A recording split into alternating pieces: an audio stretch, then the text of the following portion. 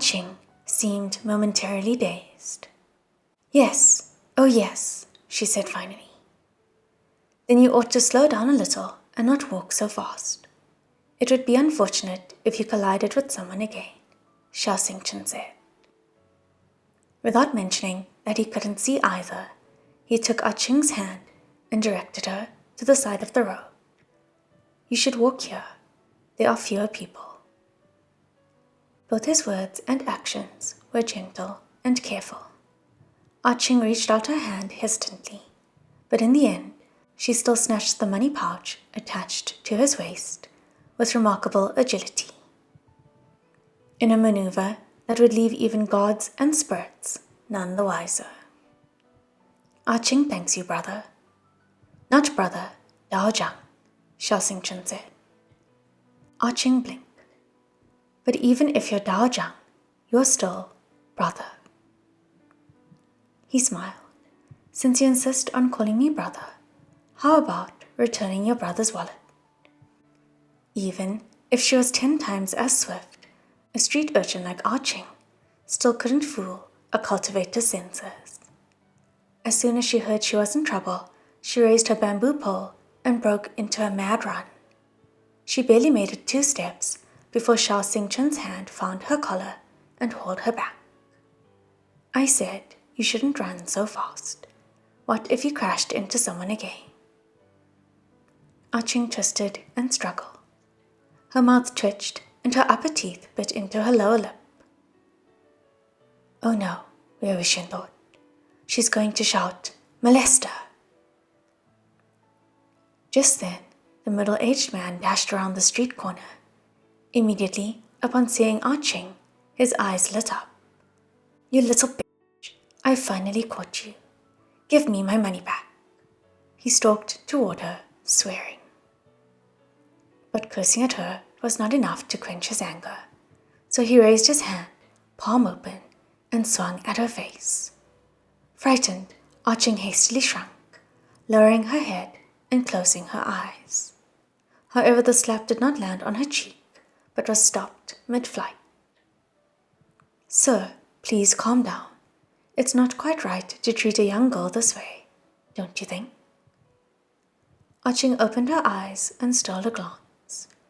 The middle-aged man was clearly exerting a lot of strength, yet Xiao Xingchen held back his hand lightly, preventing it from proceeding a centimeter further.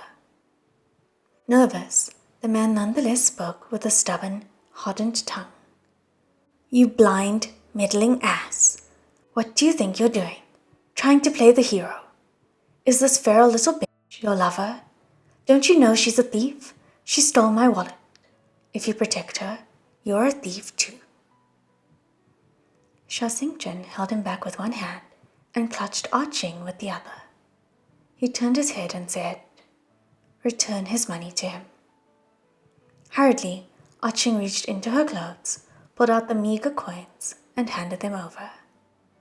Xiao Xingchen released the middle-aged man, who lowered his head and began counting. Upon discovering that nothing was missing, he shot a look at the blind man, but knowing that he didn't stand a chance against him, he could only depart embarrassed. You're too audacious. You're blind, yet you still have the nerve to steal? Xiao Xingchen asked. Ching leapt into the air. He groped me. He pinched my butt, and it really hurt. What's wrong with taking some money from him? There's so little in his wallet, even though the thing's so big, and he's not ashamed of flying into a rage and attacking someone. That broke bastard. You clearly ran into him first, intending to rob him, yet now he's the one who wronged you first. What a maneuver, Wangxian thought. Xiao Xingchen shook his head. If so, you had even more reason to avoid angering him. If no one was around today, your problems would not have ended with a single slap. Miss, you really ought to behave yourself better. When he was done, he turned in another direction and began walking away. He didn't ask for his own wallet back, Wangxian thought. My cultivation uncle is also a man who cherishes and protects members of the fairer sex. Clutching the wallet she had stolen, Ching stood still for a few moments, dazed. Suddenly, she stuffed it into her robes and chased after him, knocking her bamboo pole around as she ran. She collided with him head first, forcing Xiao Xingchen to steady her. Is something else the matter? I still have your money pouch, Ah Ching said. I'm giving it to you. There's little left in it anyway. Do not steal from anyone before you have finished spending it. When that stupid jerk was shouting at me, I heard him say you're blind too, Ah Ching asked.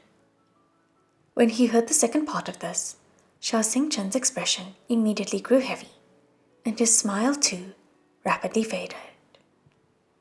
The innocent, brash words of a child were the deadliest of all. Children didn't understand anything, and it was precisely due to this ignorance that the pain they caused aimed truest. Beneath Xiao Xingchen's bandages, a thin trail of blood grew redder and redder, until it was nearly visible through the cloth. His arm trembled slightly as he raised his hand and covered it. The pain and injury of gouging out one's eyes did not heal so easily. But Ah Ching thought he was merely feeling dizzy. How about I come with you then, she said happily. Xiao Xingchen forced a smile. Come with me to do what? Do you want to be a Taoist cultivator? You're a big blind one, and I'm a little blind one. If we travel together, we can take care of each other. I don't have a mum or dad or anywhere to go. Won't I be on the road no matter who I go with or which direction I head? Ah Ching was extremely smart, afraid that Xiao Xingchen wouldn't agree to the proposal, but recognizing that he was a good person, she added a threat. I spend money really fast. If you don't let me come with you, then it'll be gone soon, which means I'll have to start stealing and cheating people again. What if someone hits me so hard that I can't even tell north from south? I would be so sad. Xiao Xingchen smiled. As clever an imp as you are, you would be able to spin lies around them until they could no longer tell north from south. On the other hand, who would be able to land such a hard hit on you? Now that he had observed Ah Ching's memories for a while, Wei Wuxian discovered something astonishing. As he now had the Honorable Xiao Xingchen himself for comparison, he realized that Xue Yang's impersonation was truly impeccable. Other than his appearance, every detail was true to reality. If someone had told him that Xue Yang had stolen Xiao Xingchen's body, he would have believed it. Ah Ching helplessly clung to Xiao Xingchen all along the road, pretending to be blind and pitiful. He warned her many times that it was very dangerous to follow him, but she refused to listen. Even when they passed a village and Xiao Xingchen exercised an old ox that had turned into a face spread, she wasn't frightened off. She still constantly called him Dao Chang and stuck to him like treacle, never straying more than a couple of meters from his side. After she had followed him for a while, perhaps seeing that she was smart, winsome, and brave, and also wasn't a hindrance, he tacitly accepted her presence. Plus, he didn't like to see a young girl struggling on her own with no one to rely on. Originally, Wei Wuxian thought that Xiao Xingchen probably had some kind of destination, but after passing through several memories, he realized that, based on the surrounding environment and the accents and customs of the locals, the places the pair had traveled to did not form any kind of coherent route, but proceeded without rhyme or reason. Xiao Xingchen didn't seem to be rushing anywhere. Instead, he night hunted as the opportunity arose, going wherever they heard there was a haunting or other strange goings-on and handling the issue. Maybe the case of the Yueyang Chang clan was too much of a blow for him, Wei Wuxian thought. Maybe, from that point on, he never wanted to have anything to do with any cultivation clan again. But he still couldn't let go of his heart's ambition. Thus, he chose to wander, going on night hunt after night hunt, solving problems as he found them. Right then, Xiao Xingchen and Ah Ching were walking along a long, flat road, on either side of which grew waist-high weeds. Suddenly, Ah Ching cried, "Ah!" "What's wrong?" Xiao Xingchen asked immediately. It's nothing. I twisted my ankle."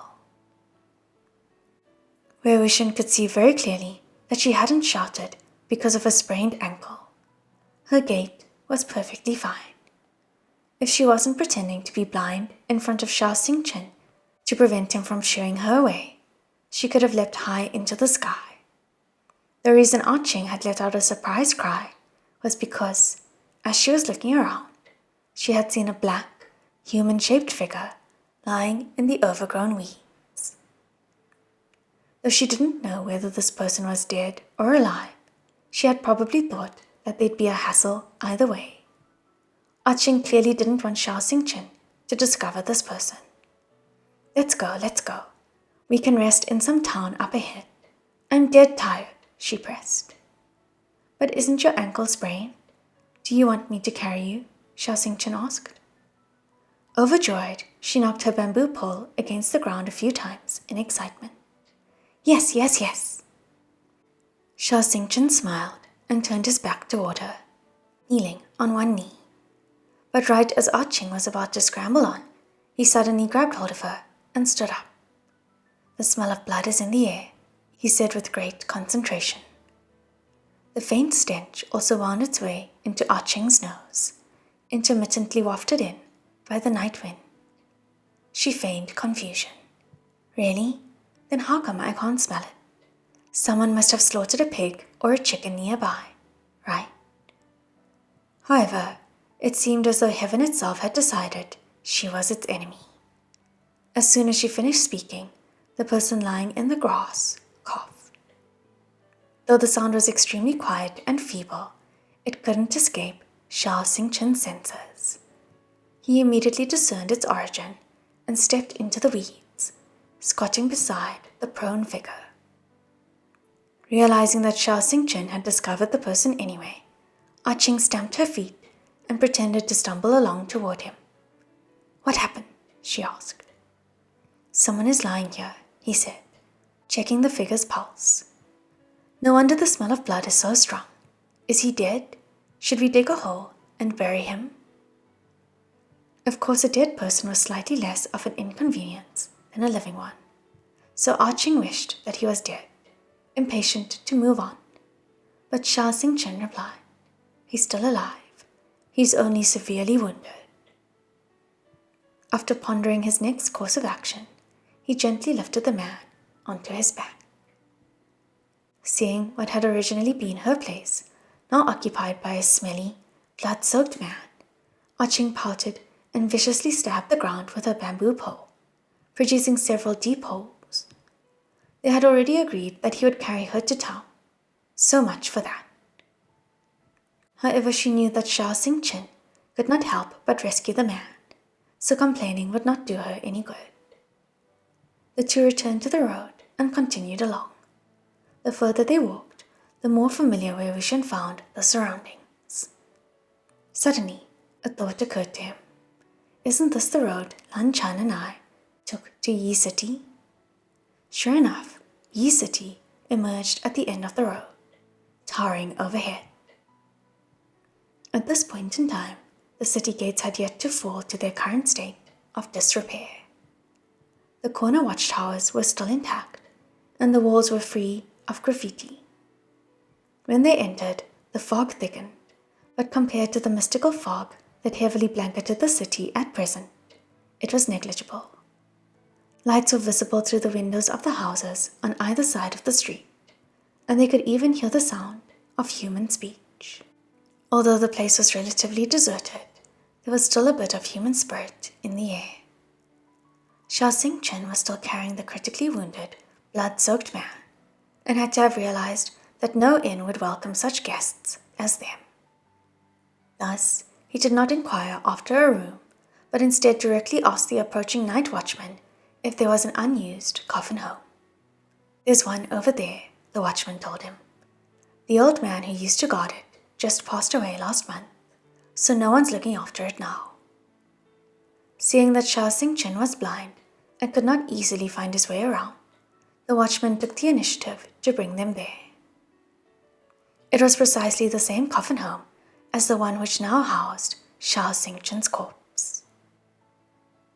After thanking the guard, Sha Xingchen carried the injured man to the lodgings on the right.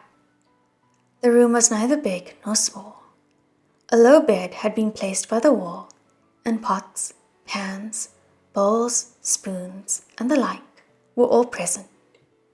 Delicately, he placed the injured man flat on the bed, produced a pellet of medicine from his chenkan pouch, and pushed it carefully into his mouth through his tightly locked jaw. Arching felt her way around the room for a while, then exclaimed excitedly, "There's so much stuff here. Here's a basin." "Is there a stove?" Sha Xingchen asked. "Yes." "Arching, how about you find a way to heat some water? Be careful, don't burn yourself." Arching pressed her lips into a thin line, then started to work. After feeling the injured man's forehead, Sha Xingchen took out another pellet and fed it to him. Wei Wuxian very much wanted to take a closer look at the man's face, but Arching clearly had no interest in him. She was quite agitated and wouldn't spare him a single glance.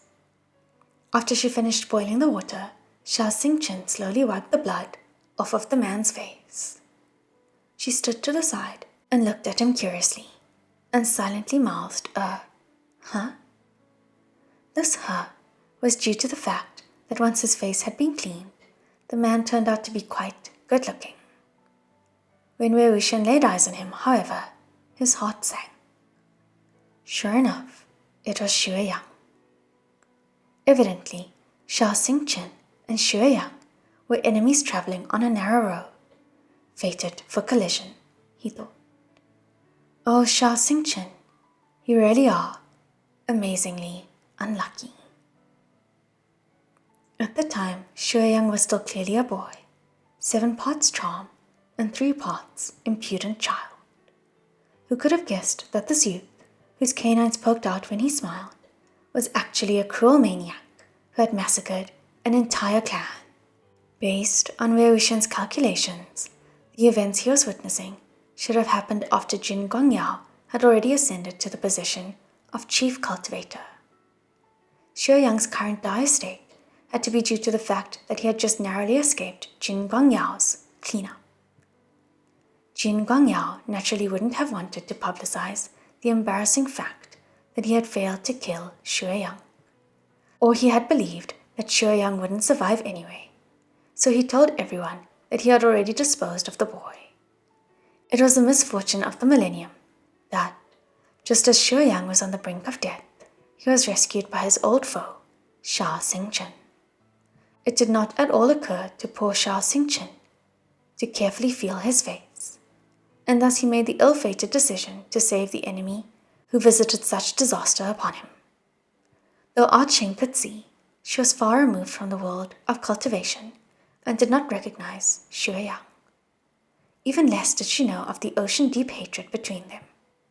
Indeed, she didn't even know Sha Xingchen's name. Wei Wuxian sighed again internally. Sha Xingchen couldn't have suffered a worse fortune. It was as though all of the toxic luck beneath the heavens had converged onto him alone. Sha Xingchen was in the middle of examining and binding his wounds and sensed that his patient seemed to be on the verge of waking. "Don't move," he said. Naturally, someone who had committed as many foul deeds as Xue Yang was unusually vigilant. As soon as he heard the sound, his eyes flew open, and he immediately sat up and tumbled toward the corner of the room. He stared warily at Sha Xingchen, his eyes glinting with sinister light. His expression resembled that of a vicious, cornered beast. It hid not a shred of his cruelty or malice. Seeing it, Arching felt such intense shivers run up her spine that her scalp went numb. Wei Wuxian experienced the same sensation. Mentally, he shouted, "Say something! There's no way Sha Xingchen won't remember the sound of Xue Yang's voice." You Xue Yang said. With the single syllable, Wei Wuxian knew it was over. Even if Xue Yang spoke, Xiao Xingchen wouldn't be able to figure it out. At present, Xue Yang's throat was also injured. After he had coughed up so much blood, his voice was hoarse, and it was impossible to tell it belonged to the same person. Xiao Xingchen sat beside the bed. Please, I asked you not to move. Your wounds will reopen. Don't worry, I'm here to save you. Of course, I won't hurt you. Xue Yang very rapidly adapted to the situation. Immediately, he realized Xiao Xingchen almost certainly hadn't recognized him. He glanced around and coughed a few times. Who are you? He probed. You have eyes. Can't you see for yourself? Qing interjected. He's a wandering Taoist cultivator. He went through so much trouble to carry you back and heal you. He even gave you a miracle drug, but you're still this hostile? Xue Yang's gaze immediately swiveled to her. Are you blind? He asked coldly. Internally, Wei Wuxian shouted in alarm. This little hooligan Xue Yang was crafty, sharp, and extraordinarily keen. Even if Qing's pupils were naturally white, as a matter of course, he still wouldn't lower his guard or let a single point of suspicion slip by. With one mistake, he had already caught on. He had only spoken a few words just then. Qing would have had great difficulty determining that he was hostile purely on the basis of the tone in which they had been spoken, unless she could also see the expression on his face. Fortunately, Qing had grown up lying. Oh, so you look down on blind people? She said immediately. Well, a blind person rescued you. Otherwise, no one would have cared if you started rotting by the roadside. The first thing out of your mouth when you woke up wasn't even a thank you. How rude. You even insulted me for being blind. So what if I'm blind? Having successfully changed the topic, she put on an indignant, aggrieved expression, muttering discontentedly. Xiao Xingchen hastily tried to comfort her, while Xue Yang sat in the corner, rolling his eyes. Don't lean against the wall, Xiao Xingchen said, turning toward him. I haven't finished bandaging the wound on your leg. Why don't you come closer?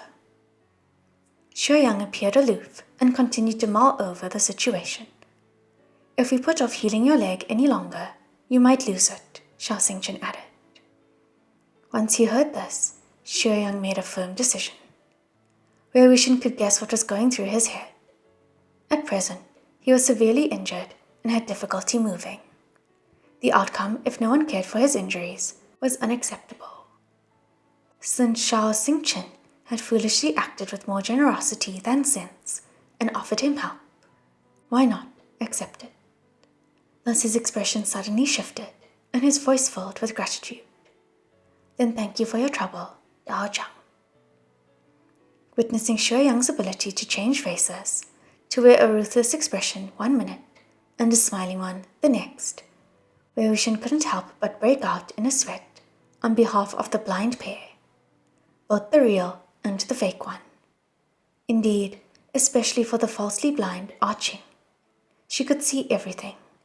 Thus, if Xue Yang found out the truth, he would undoubtedly kill her so his secrets wouldn't be leaked. Even though Wei Wuxian knew perfectly well, in the end, Qing probably had been murdered by Xue Yang. Seeing the course of events firsthand, he still couldn't help but feel his heart pound and his stomach lurch. Suddenly, he noticed that Xue Yang had been careful to avoid letting Xiao Xingchen come in contact with his left hand. Examining it more carefully, Wei Wuxian discovered that the hand was missing a pinky finger. The wound had long healed. Xiao Xingchen must have known at the time that Xue Yang had only 9 fingers. No wonder Xue Yang had worn a black glove over his left hand during his impersonation. Xiao Xingchen always put his wholehearted effort into helping and healing people. He lowered his head and finished applying medicine to Xue Yang's wounds, bandaging them beautifully. It's good now, but it's best if you don't move. Otherwise you will dislocate your bones again. Xue Yang was already firmly convinced that Xiao Xingchen had stupidly failed to recognize him. Though his entire body was a complete, blood-soaked mess, a lazy, smug smile appeared on his face. Dao Zhang, aren't you going to ask who I am? Why I am so heavily injured? Anyone else in his place would have carefully avoided this topic to prevent exposing a single trail of hoof prints or strand of a spider web that could lead to their identity. But Xue Yang insisted on turning common sense on its head and intentionally raised the issue. Head lowered, Xiao Xingchen gathered up the medicine and bandages. Since you haven't told me, why must I ask? Xiao Xingchen said warmly. We have met like fallen leaves brought together by the water's flow. I am only lending a hand. It gives me no trouble. We can wait until you're healed and then part ways. If I were in your place, there are many things I would not want others to ask about me. Even if Xiao Xingchen had started to question him, this hooligan would have sewn together some seamless story, wrapping him in so many layers of deception it would make his head spin. Nearly everyone's past has messy parts. Xiao Xingchen declined to interrogate Xue Yang out of respect. How could he have known Xue Yang would just happen to take advantage of it? Wei Wuxian would bet his life that the hooligan wasn't going to stop at tricking Xiao Xingchen into helping him recover. Once he had healed, he certainly would not obediently part ways. Xue Yang rested in the guard's room, while Xiao Xingchen went to the main chamber and opened one of the coffins. He picked up a good deal of the straw from the ground and spread it in a thick layer over the bottom of the coffin. The man in the other room is injured, so we'll let him use the bed, he said to Arching. I must burden you and ask you to sleep here. I covered the bottom with straw, so it should not be too cold. Arching had been homeless since she was small and had endured many nights of sleeping outdoors, her stomach filled with nothing but wind. Where hadn't she slept? What kind of burden is that? She said indifferently. As long as I have a place to sleep, that's already pretty good. I'm not cold. Don't take off your outer robes to give to me. Xiao Xingchen patted her head. He then stuck the horsetail whisk by his waist, pulled his sword over his back, and walked out the door. For the sake of her safety, when Xiao Xingchen night hunted, he never permitted her to follow him. Arching got into the coffin and laid down for a while, until she suddenly heard Xue Yang calling her from the other room. Little blind one, come over here. Arching stuck her head out. What? I want to give you some candy, he said. For a moment, she could nearly taste the tart flavor on her tongue. But though she seemed to have every desire to take him up on his offer, she refused. I don't want any. I'm not coming. You really don't want to try any? Xue Yang said, voice laced with a saccharine threat. Are you refusing to come because you're scared? But do you really believe that if you don't come, I won't be able to move and come find you? Hearing his peculiar tone, Arching shivered. She imagined his malicious smile suddenly appearing over the coffin and grew even more terrified. After a moment's hesitation, she finally picked up her bamboo pole and tapped her way slowly toward the door to his room. Before she even opened her mouth, something small flew abruptly toward her. Subconsciously, Wei Wuxian wanted to dodge in case it was some kind of concealed weapon. But of course, he had no control over Arching's body. Soon after, he came to a sudden and startling realization. It's a trap. Xue Yang was experimenting on Arching. If she was truly blind, she shouldn't be able to dodge. Arching proved herself a veteran of posing as a blind girl at all times. She was quick. When she saw the object sailing toward her, she didn't attempt to duck out of the way. She didn't even blink. Instead, she allowed it to strike her lower chest, and only then did she jump back. Hey, what did you throw at me? She shouted. Candy, for you to eat. Xiaoyang said. His first experiment, a failure. I forgot that you're blind and can't catch it. It landed by your foot. Ching let out a humph and knelt down. She groped around in search of the piece of candy for a while, putting on an impeccable show, until finally she found it. She had never tasted such things before. Swallowing a few times, she picked it up and brushed it off a few times before placing it in her mouth and crunching on it happily. Xiaoyang lay on his side atop the bed, supporting his cheek on one hand. Does it taste good, little blind one? I have a name, Ching said. I'm not called Little Blind One. But you haven't told me your name, so I have to call you that. Up to this point, Ching had only given her name to people who treated her well, but she didn't like the ugly way Xiaoyang referred to her. You listen up. I'm called Ching, she had no choice but to say. You're not allowed to call me Little Blind One anymore.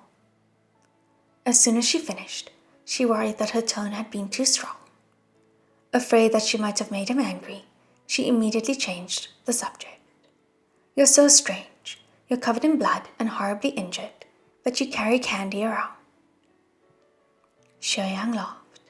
When I was small, I loved candy, but I could never get my hands on any. I could only salivate as I watched other people eat it. So I always thought, if I made it one day, I'd carry so much candy on me that I could never run out. Right then, Ching just happened to finish the piece in her mouth. She licked her lips, not fully satisfied. So do you have more? She asked, her desire for candy overcoming her hatred of the person before her. Xiaoyang smiled. Of course I do. Come over here and I'll give some to you. Ching stood up, and tapping the ground with her bamboo pole, she walked toward him. When she made it halfway, a strange glimmer appeared in Xiaoyang's eyes.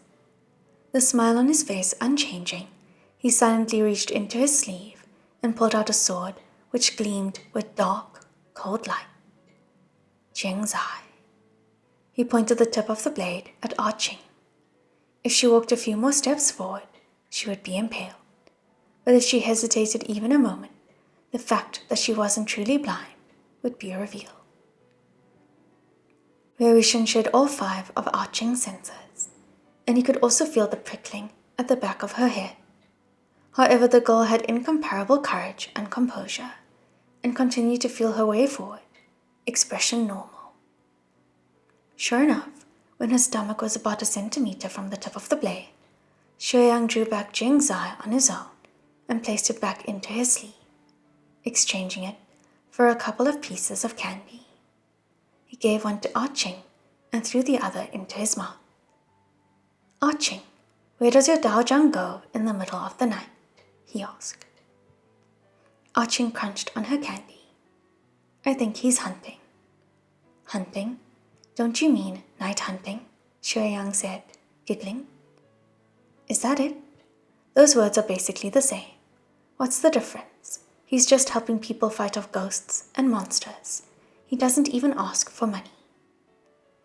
She was astonishingly shrewd, Wangxian thought. Ching hadn't forgotten at all.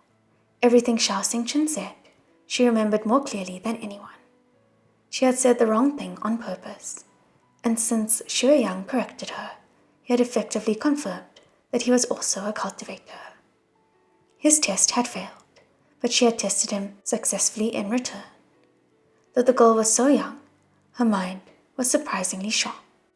Xiaoyang's expression was full of disdain, and he sounded doubtful. He can night hunt, even though he's blind? There you go again, Ching said angrily.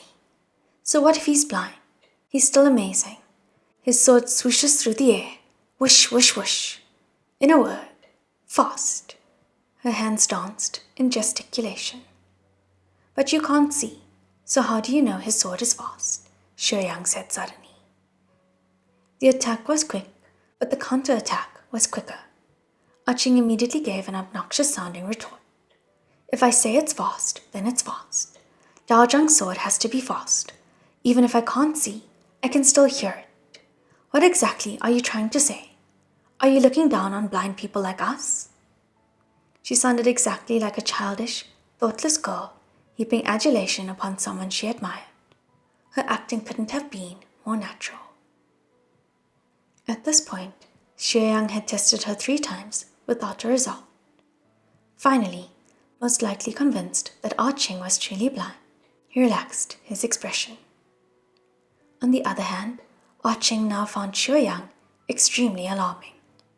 The next day, as soon as Xiao Xingchen returned from his trip outside in search of wood, straw, and tiles to fix the roof, she quietly pulled him out the door and whispered to him for a long time. She told him that this person's demeanor was suspicious, that he was clearly a cultivator like Xiao Xingchen, but was keeping secrets, that he obviously wasn't a good person. But to no avail.